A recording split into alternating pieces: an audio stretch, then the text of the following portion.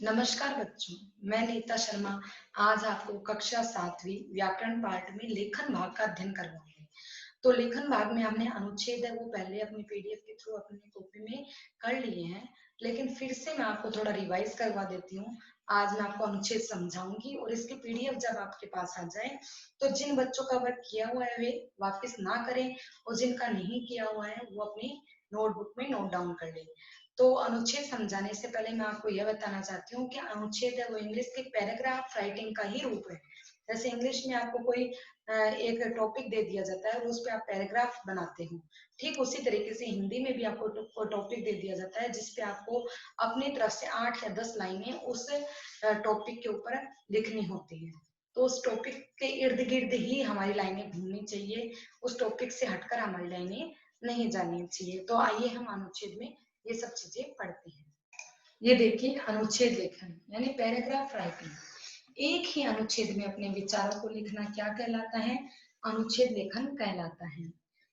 80 से या 100 शब्दों में बात पूरी कर पाना कठिन होता है। अनुच्छेद में न कोई भूमिका होती है न उपसंहार होता है। भूमिका और उपसंहार किसमें होता है? हमारे निबंध में होता है। तो यह सीधे मुख्य विषय से ही शुरू होता है और उसी विषय पर ही ये समाप्त हो जाता है। एक अनुच्छेद में क्या क्या गुण होने चाहिए तो ये हमें बताया हुआ है कि अनुच्छेद में वाक्य छोटे होने चाहिए, सरल होने चाहिए, वाक्यों में आपसी में संबंध होना चाहिए, यानी एक दूसरे से संबंधित होने चाहिए, सारे वाक्य मुख्य विषय से संबंधित होने चाहिए, यानी जो अपने को टॉपिक दिया गया है उसी से संबंधित होने चाहिए। उसमें उदाहरण या दृष्टांत की जगह विचारों का विस्तार होना चाहिए। विषय में क्या, क्यों और कैसे जैसे प्रश्नों के उत्तर क्रम से होने चाहिए। तो सबसे पहले देखिए हम पढ़ते हैं स्वच्छ भारत स्वस्थ भारत। स्वच्छ भारत यानी भारत स्वच्छ रहेगा तो भारत स्वस्थ भी रहेगा, यानी स्वच्छता ही स्वस्थता का कारण है। भारत के प्रधानमंत्री नरेंद्र मोदी ने नारा दिया है। सबसे पहले हमें यह बताना पड़ेगा कि ये नारा किसने दिया। तो यह नारा नरेंद्र मोदी ने दिया, स्वच्छ भारत स्वस्थ भारत। उन्होंने भारत को शौच और गंदगी से मुक्त भारत बनाने का प्रण लिया। अब उन्होंने क्या क्या कार्य किए इसके बारे में तो उनको बताना है। पिछले कुछ वर्षों में देश की सूरत बदली है। पहले लोग रेलवे लाइन के आसपास शौच किया करते थे, आज हर बस्ती, हर मोहल्ले, हर घर में शौचालय बन गए हैं। स्कूलों, बाजारों, सार्वजनिक स्थलों पर भी शौचालय बना दिए गए हैं। धीरे धीरे लोग उनका उपयोग करना सीख रहे हैं। पहले नगरों में गंदगी के ढेर हुआ करते थे, इसलिए लोग कहीं भी कूड़ा कचरा फैला देते थे, परंतु अब लोग स्वच्छता की आदत पड़ गई है। बच्चों से लेकर बड़ों तक सभी गंदगी फैलाने से डरते हैं। बिस्किट खाया और पन्नी सड़क पर फेंक दी, अब लोग इससे डरने लगे हैं, उन्हें शर्म आने लगी है। जब बच्चे भी बड़ों को गंदगी फैलाते देख रोक देते हैं तो बड़ों के भी हाथ रुक जाते हैं। आशा है शीघ्र ही भारत न केवल स्वच्छ बनेगा बल्कि स्वस्थ भी बनेगा। तो ये हमें कहाँ से शुरुआत हुई? स्वच्छ भारत स्वस्थ भारत में किसने स्टार्ट किया था, फिर इसने कैसे कैसे इस नारे ने जोर पकड़ा, क्या क्या कार्य किए गए, क्या क्या कदम उठाए गए और आज क्या स्थिति है, ये सारी हमने इतने से पैराग्राफ में कवर कर ली है। नेक्स्ट देखिए रियलिटी शो। दूरदर्शन में मनोरंजन की भरमार है। आज का सबसे बड़ा मनोरंजन कार्यक्रम है रियलिटी शो। ये विविध प्रकार के हैं, इनमें पूरे देश में खुलकर प्रतियोगिता होती है। रियलिटी शो होते हैं उनमें देश विदेशों से कलाकार आते हैं और अपनी कला का प्रदर्शन करते हैं। देश के किसी दूर कोने में बैठा कलाकार भी इसके सहारे अपनी कला को पूरे देश के दर्शकों के सामने दिखा सकता है। पिछले कुछ वर्षों में गायन और नृत्य के क्षेत्र में एक से एक प्रतिभाशाली बच्चे सामने आए हैं। वे देखते ही देखते देशवासियों के हृदयों के सम्राट बन गए। न केवल उन्हें लाभ मिला अपितु हर छोटा मोटा कलाकार अपने आप को साधने में लग गया। इससे कलाओं का विकास हुआ। दूसरी ओर लोगों को गिने चुने कलाकारों के बजाय अनेक प्रतिभाओं को सुनने और देखने का अवसर मिला। कुल मिलाकर दोनों को लाभ मिला। ये रियलिटी शो सचमुच वरदान है। रियलिटी शो के क्या फायदे हैं कि हम अपनी कला का प्रदर्शन पूरे देशों के सामने कर सकते हैं। हमारे अंदर जो हुनर है वो हम लोगों के सामने प्रस्तुत कर सकते हैं। तो इसके लिए एकमात्र सहारा कौन है? Reality show. नेक्स्ट देखिए बसंत ऋतु। गीता में भगवान कृष्ण कहते हैं, मैं ऋतुओं में बसंत हूँ। बसंत को ऋतुराज भी कहा जाता है, यानी ऋतुओं का राजा। 6 ऋतुओं में सबसे सुहानी ऋतु यही है। लोग वर्षा ऋतु में भी बहुत झूमते हैं। अब 6 ऋतु है अपने पास, कौन कौन से हैं उनका भी हमने थोड़ा सा ज्ञान होना चाहिए, तभी हम ये पता लगा पाएंगे बसंत ऋतु को ऋतुराज क्यों कहते हैं। तो सर्दी, गर्मी, वर्षा, बसंत, शिशिर, हेमंत, है ना। तो ये हो गई अपने पास 6 ऋतुएं हो गई। तो इन 6 ऋतुओं में जो बसंत ऋतु है उसमें जो पेड़ पौधे हरे भरे हो जाते हैं, चारों तरफ खुशहाली से दिखाई देने पड़ती है, और वृक्षों के और फूलों से जो फूल वृक्ष है जो फूलों से लद जाते हैं और भीनी भीनी गंध है वो पूरे वातावरण में फैलने लग जाते हैं, इसलिए बसंत ऋतु को ऋतुराज कहा जाता है। आगे देखिए, परंतु जो सौंदर्य और सुहाना बसंत में है वह वर्षा ऋतु में नहीं है। बसंत ऋतु शीत और शिशिर के पश्चात आती है। इन दिनों प्रकृति में नई कोपलें खिल उठती है, पेड़ नई नई सुरंगियों से भर जाते हैं, टहनियां नए कोमल पत्तों से लद जाती है, डाली डाली फूलों से महक उठती है। प्रकृति मानो दुल्हन सा रूप संवार कर सज जाती है। मंद मंद सुगंधित हवाएं बहने लगती हैं, वातावरण में हल्की शीतलता होती है। फाग और होली की मस्ती सारे वातावरण पर छा जाती है। यह ऋतु नव निर्माण, सृजन और आनंद की ऋतु है। यह ऋतु बच्चे, बूढ़े, स्त्री, पुरुष सबको भाती है। तो यह ऋतु है वो, यह जो होली के समय से थोड़े से दिन पहले आती है, जब हम किसकी पूजा करते हैं, सरस्वती माता की पूजा करते हैं, ध्यान में ना अपने को।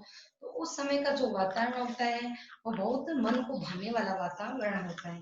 तो बच्चों ये तो हमने अनुच्छेद अपने बुक में से लर्न किए हैं, समझे हैं, लेकिन अभ्यास जो प्रश्न है उनको हम समझने की कोशिश करते हैं कि हमें हमें इनको कैसे बनाना है। तो देखिए, तो बच्चों ये अभ्यास अपने पास दिए हुए हैं, तो इन अभ्यासों को हम समझते हैं। कुछ अपने को पॉइंट्स दिए हैं, ये अपने को सहायता के लिए दिए हैं। इन पॉइंट्स के माध्यम से हम ये पैराग्राफ लिखेंगे। जैसे फर्स्ट देखो, मेरा प्रिय खिलाड़ी, अब उसका नाम, ये पॉइंट दिया गया है उसका नाम, तो आप लिखोगे मेरा मुझे खेल में अत्यधिक रुचि है, ठीक है। सबसे पहली बात तो ये लिखोगे। मुझे क्रिकेट खेलना सबसे अच्छा लगता है। क्रिकेट में मेरा मुझे वैसे तो सारे ही खिलाड़ी अच्छे लगते हैं, क्योंकि हमारी भारतीय टीम है वो खेल के जगत में बहुत अच्छी है, लेकिन इन सब सारे खिलाड़ियों में मुझे कोई भी नाम दे दो जो आपको पसंद हो, वीरेंद्र सहवाग या फिर गांगुली या फिर सचिन तेंदुलकर, कोई भी नाम दे सकते हो जो आपको पसंद हो, तो उसका आप नाम दे दो। फिर आप बताओ कि यह कौन से खेल में खेलता है, उसका नाम बताओ। फिर उसके रिकॉर्ड्स बताओ कि उसने कौन कौन से रिकॉर्ड्स हासिल किए, कौन से गेम्स में उसको पुरस्कार प्राप्त हुआ है या कोई ट्रॉफी जीती है। फिर आप उसको बताओ कि न केवल खेल जगत में उसका व्यवहारिक जीवन भी काफी अच्छा है, उसका व्यवहार कैसा है, वो आपको प्रिय क्यों लगता है, सिर्फ खेल की वजह से या फिर क्या उसके व्यवहार की वजह से वह गरीबों की सहायता करता है, सबसे प्रेम से बात करता है, तो इस तरीके से। फिर अंत में आप उसको दोगे उसकी शुभकामनाएं कि उसको आगे उसका ये वाला खेल आने वाला है और उस खेल के लिए मैं उसको शुभकामनाएं देता हूँ कि वह अपने जीवन में काफी तरक्की करे। तो इस तरीके से ये अनुच्छेद आप लिखोगे। नेक्स्ट देखिए, मेरा विद्यालय, तो इसमें विद्यालय का नाम लिखना है। फिर विद्यालय का भवन कैसा है, प्राचार्य यानी प्रधानाध्यापक का क्या नाम है, आपके जो अध्यापक हैं वो आपको कैसा पढ़ाते हैं, स्कूल का अनुशासन कैसा है, स्कूल में क्या क्या सुविधाएं हैं, और किस कारण से आपका विद्यालय वो एक सफल विद्यालय, क्या कारण है कि अच्छी मेरिट आती है, बच्चों की पढ़ाई अच्छी है, बच्चे यहाँ से पढ़े हुए बच्चे हैं वो आगे जाकर एक अच्छे उज्जवल भविष्य को प्राप्त करते हैं। इसी तरीके से देखिए, मेरा मित्र, अब बेटा मेरा मित्र और एक नीचे देखिए मेरी प्रिय अध्यापिका, इन दोनों के वो आपके सेम सेम से ही चलेंगे, थोड़े से लाइनों में चेंज हो जाएगा। जैसे मेरा प्रिय मित्र, तो इसमें आपको मित्र का नाम बताना है, उसका शारीरिक रंग रूप कैसा है, उसके स्वभाव में क्या क्या गुण हैं, उसका व्यवहार कैसा है, वो आपको क्यों पसंद है। इसी तरीके से देखिए, मेरी प्रिय अध्यापिका, ये हमने पीडीएफ में भेजा हुआ है और आपने कॉपी में किया हुआ है। तो देखिए, मेरी प्रिय अध्यापिका का नाम, कोई भी नाम आप लिख सकते हो, वह हमें कौन सी विषय पढ़ाती है वो विषय लिखो। वह मुझे बहुत प्रिय है क्योंकि उनका व्यवहार बहुत मधुर है, वह हमारे लिए प्रेरणा स्रोत है, या वह हमें प्रेरणा देती है, वह हर समय अच्छे गुण व आदतों की शिक्षा देती है। वह हमारे हर प्रश्न का उत्तर बड़े ही सरल स्वभाव से देती है। वह बहुत अनुशासन प्रिय है। वह अपने विषय की अच्छी ज्ञाता है। परीक्षा के समय वह अपना अतिरिक्त समय देकर हमें पढ़ाती है। वह हमारी समस्याओं को दूर करते हैं। वह समय के पाबंद है और समय से विद्यालय आते हैं। मेरी शुभकामनाएं सदैव उनके साथ है कि वे सदैव अपने जीवन में तरक्की प्राप्त करें। तो ये वाला मैंने आपको भेजा हुआ है। अब स्वामी भक्त कुत्ता, इसमें भी कुत्ता मतलब किस वजह से आपको प्रिय है। आप ऐसे लिख सकते हो कि मेरे घर में कई से पालतू जानवर है, पर मुझे कुत्ता अत्यधिक पसंद है। उसका क्या नाम है, उसका रंग कैसा है, वो आपको क्यों प्रिय है, मतलब क्या स्वामी भक्ति है उसके अंदर, मतलब क्या क्या ऐसे गुण है। कोई भी एक घटना बता देना छोटी मोटी, ठीक है। तो इस तरीके से आप लिखोगे। एक इससे ऊपर देखिए अनुच्छेद है मीठे वचन, मधुर वचन। तो ये भी मैंने आपको कॉपी में करने के लिए दिया था, तो एक बार इसको भी थोड़ा सा देख लेते हैं। कविवर रहीम ने कहा है, ऐसी वाणी बोलिए मन का आपा खोए, औरन को शीतल करे आपहु शीतल होए। रहीमदास जी कहते हैं कि ऐसी वाणी बोलो कि मन का आपा खोए, तुम्हारा मन है वो खो जाए, औरन को शीतल करे, दूसरों को भी शीतल करे, दूसरों को भी अच्छा लगे, आपहु शीतल होए, खुद खुद के मन को भी अच्छा लगे। ऐसे वचन हमें बोलने चाहिए। मीठी वाणी मीठे लोग ही बोल सकते हैं। मन में अहंकार और क्रोध रखकर कोई भी मीठे वचन नहीं बोल सकता। मीठे वचन बोलने के लिए व्यक्ति को क्या करना पड़ता है, नम्र होना पड़ता है, उसको अहंकार छोड़ना पड़ता है।